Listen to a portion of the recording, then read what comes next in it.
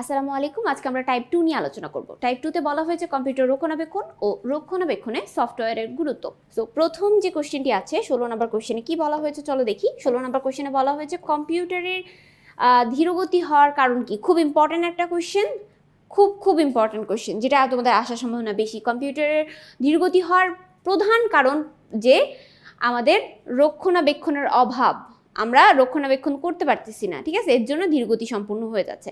So answer হচ্ছে 2। তাহলে রক্ষণাবেক্ষণ কিভাবে করা যায় বলো তো? এই যে বিভিন্ন ভাইরাস থেকে মুক্তি পাওয়ার জন্য আমাদের অ্যান্টিভাইরাস সফটওয়্যার ব্যবহার করা, ডিস্ক ক্লিন আপ, ডিস্ক ডিফ্লগমেন্ট, এগুলো ব্যবহার করা, রেস্ট্রিক্ট ক্লিন আপ সফটওয়্যার ব্যবহার করা, এগুলো ব্যবহার করলেই আমরা রক্ষণাবেক্ষণ করতে পারবো। এর ফলে আমাদের কম্পিউটারের যে ধীরগতি সম্পূর্ণ হয়ে যাচ্ছে সেটা আর হবে না। সো এই রিলেটেড আরও অনেক কোশ্চেন আছে, চলো আমরা নিচে দেখি। সো দেখো বলা হয়েছে পরের কোশ্চেন, 17 নম্বর কোশ্চেন, কম্পিউটার বা আইসিটি ডিভাইস দ্রুত গতি রাখার উপায় কি? আচ্ছা, দ্রুত গতি রাখার উপায় হচ্ছে নিয়মিত কম্পিউটারকে রক্ষণাবেক্ষণ করা।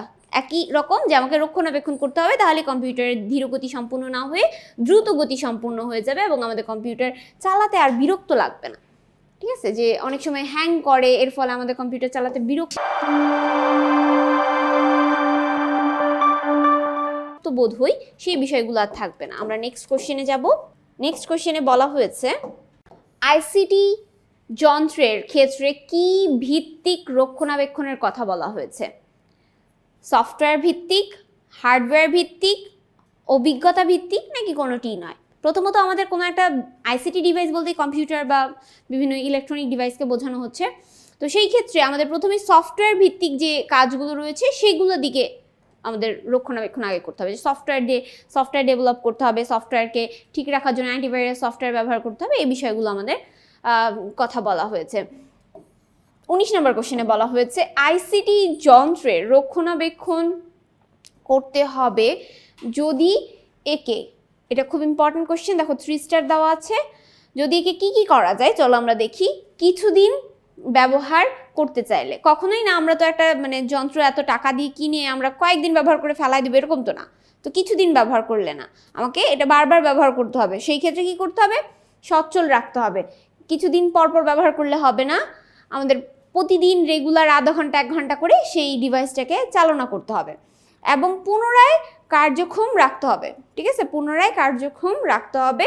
তার মানে আমাদের এটাকে রক্ষণাবেক্ষণ করার জন্য আমাদের প্রতিনিয়ত ওই অ্যান্টিভাইরাস সফটওয়্যার এই বিষয়গুলোর দিকে লক্ষ্য রাখতে হবে। তাহলে এটার অ্যান্সার হচ্ছে সচ্ছল রাখতে হবে প্রথমত, দ্বিতীয়ত পূর্ণ মাত্রায় কার্যক্রম রাখতে হবে। ওকে, নেক্সট কোশ্চেনে যাব আমরা।